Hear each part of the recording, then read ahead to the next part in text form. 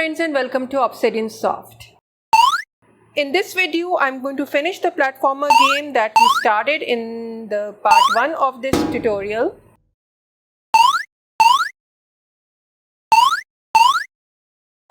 Now let's work on these block definitions. So here it is. So let's first work on our handle horizontal movement.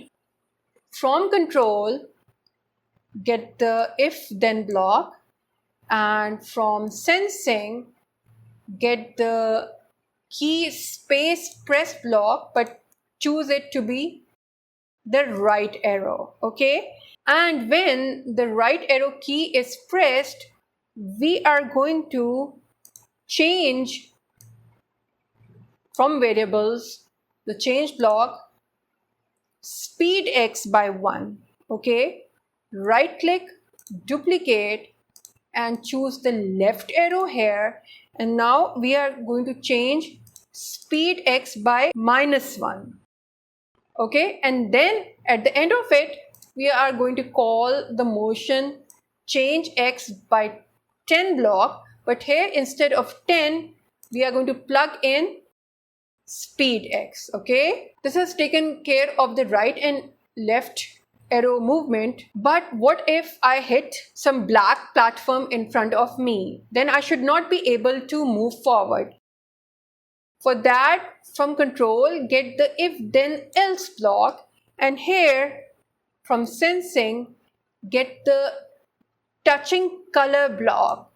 Now click here on this brown color and then choose the color picker, and then take your mouse onto the stage so that you select the exact color. Selecting the exact color is very important. So just choose this color. Okay, remember we are simulating physics here. So if I strike against something in real life, I have this rebound effect. So to simulate that, I'm going to first of all, so using the motion block, change x by, now from operators, get the multiplication block, plug that instead of 10, and here this will be speed x. So I can actually duplicate it from here. Okay, what just happened? I need to plug it in the multiplication block. So speed x on one side and -1 on the other side. So I will go, my x will change in the other direction, and then I'm going to set my speed x to 0. So here, and this is all happening inside the if condition if I'm touching black. And if I'm not touching black, I'm just going to set my speed x. So I can right click this setting block here, but this is now a multiplication block, so I can right click the multiplication block from here, and this is actually speed x multiplied by 0.8. Now the logic behind this is that I pressed on the right arrow key and I lifted my finger up. I will keep on going on the right side and I will be decelerating because now I'm not pressing the right key anymore. So my speed will be reducing slowly. Okay, so this will give that smooth movement instead of that rigid movement that you suddenly stop. Okay, that done. Now let's work on our apply gravity my block. So let me bring that up. Now what happens in applying gravity? First of all, now we will be working with the y variable. So we are going to first of all change y. So from motion, get the change y block by what? By speed y. So from variables, get the speed y block. Okay, I go up. Okay, and then I will also take care of coming down, but first of all I'm going to use the control if then else block and check if I'm touching the black color. So actually I can right click, duplicate, bring that up. Okay, so if I'm touching the black color, then I'm going to change y. I can again go to motion and get the change y block by a multiplication block.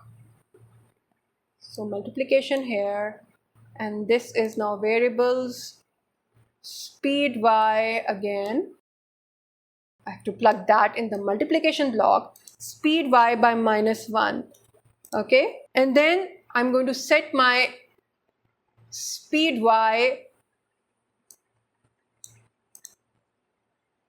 to 0, and I'm also going to set my in air to 0. Okay, that means I'm now back on the ground. Okay, otherwise I will just be coming down. I am going to change speed y. So again, choose speed y by -1. So this is actually working in conjunction with our handle jump.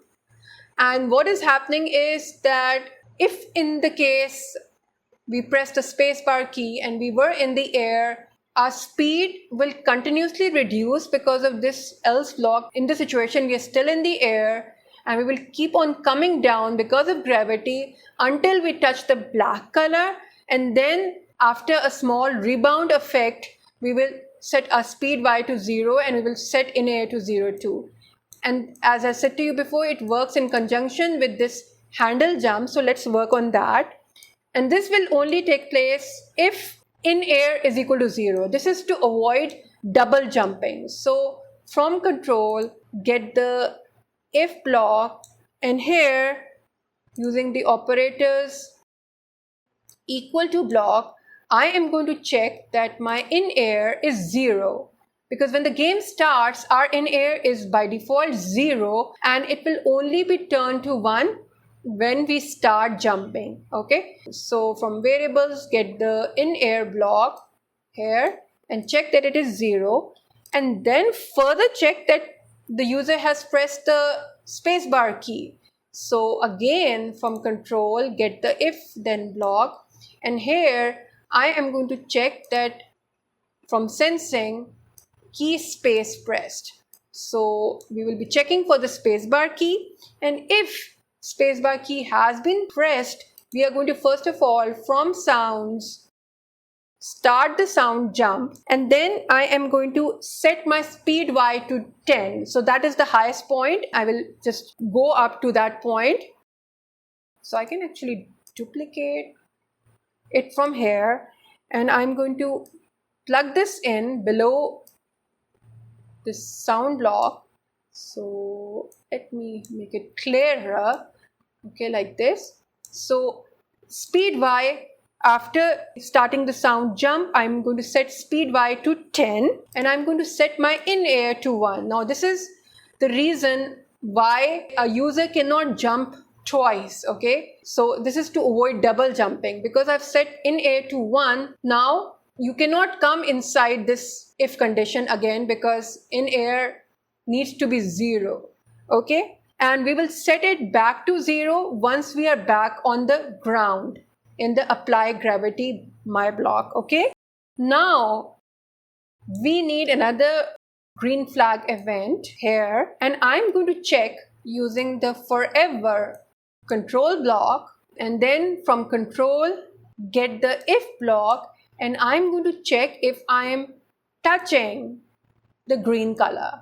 Now again, it's very important that you choose the exact color. So choose the color picker and then take it to your stage so that you have the exact green color here. So if I'm touching this color green, then I'm going to change my level by 1. Okay, so I have to proceed to the next level, and then I'm going to hide for a while so that my next level comes onto the screen, and then I will show myself. And then you broadcast the message, a new message, which is change level, like this. And then I am going to set my spawn points. Okay, because a level has been changed, I need to set the relevant spawn points for my new level, and then I'm going to wait for a while. I'm going to wait for just a small period of time, so 0.3 seconds, and then I am going to call my go-to block, and here, just like before, I'm going to give it my spawn point X, spawn point Y, and then I'm going to show myself. Okay, so now I'm ready for the next level. I'm on the good position. I'm definitely not on a red platform. I'm at a safe position. Now I can show myself, okay, the player sprite. Okay, and then after this if condition, I need another if condition, and here I'm going to be checking for the red color so I can duplicate it, but now I need to check for the red color, so get it from there. And then I'm going to call up my block, which I haven't created yet, so let me quickly create it first. So this is just death. Okay,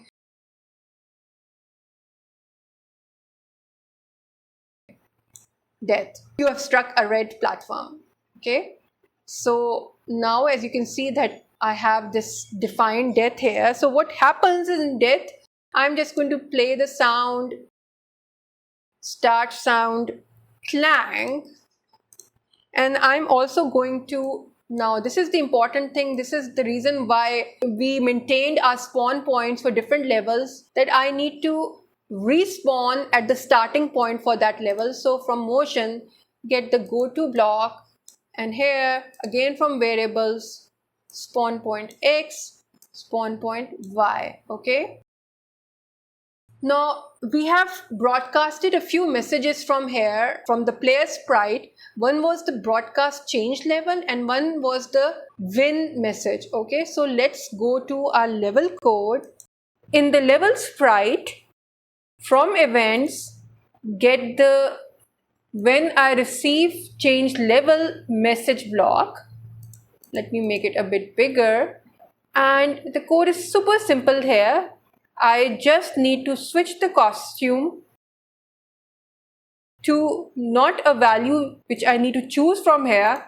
I can just simply switch it to the level because I have named the costumes to correspond to the level numbers. Okay, so this is why I named the first costume as number 1, and when I duplicated them, they were given number names too. So I can just switch the costume to level.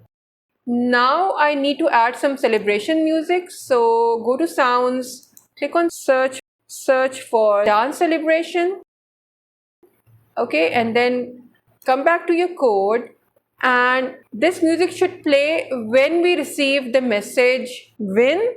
So go to events and get the when I receive and then change it to win. And what we're going to do is that first of all, I am going to stop other scripts in Sprite.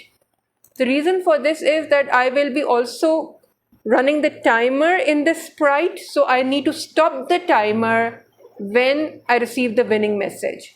So get the stop all block from control, but change it to stop other scripts in Sprite. Okay, and then from control, get the forever block, and this is important that from sounds you choose this block, play sound until done. Okay, so this will make the music play in a loop. Now get the green flag event, and first of all we are going to switch the costume to number 1. So when the game is started, the costume should be 1, and then I'm going to set my variable time to 0, and then in a forever loop from control I'm going to add a 1 to this time after a wait of 1 second. So wait 1 second and then go to variables and change the time variable by 1. So that will make the counter run, that is the timer run. Okay, so let's try the game now. And I've just realized that I'm unable to move my player sprite, and I've just noticed that it doesn't have a very good position on the platform. It's a bit inside the black platform. Okay, so I need to give it a Y position so that it's kind of hovering over this black platform. Okay, and then our right and left arrow key will work. So we need to fix our player sprite position, Y position. So go back to your player sprite, and this is for level 1. So let's stop the game and then give it a good position. So this is minus 96. So a bit above now. Okay, and let's try the game now. And it's working now. So let's see if I'm able to jump over this red platform. Okay, so as you can see that my game is a bit impossible to play, so I need to reduce the width of this red platform. So go to your level sprite, go to costumes, select the red platform. So let's go back to the game and see if I'm able to do it now. Okay, that was fine. Now let's see if, okay. Okay, so I think it's not impossible to play. I'm just being too quick. I was not being careful there. So let's see. Now you can see the problem here that this platform is too high. So I need to bring this down a bit. So this is the third level. So go to costumes, choose the third level, bring it down a bit, bring this one down a bit, this one. And let's try the game now. So yeah, I need to be a bit patient here. Okay, so that was successful, and I climbed over this thing too. And yes, I won the game in 19 seconds. And I hope you like this simple but true to physics platformer game. Don't forget to give it a thumbs up and share it with your friends. And please subscribe to my channel if you don't want to miss the great projects that I've planned for you. Thank you for watching. Have a great day and goodbye.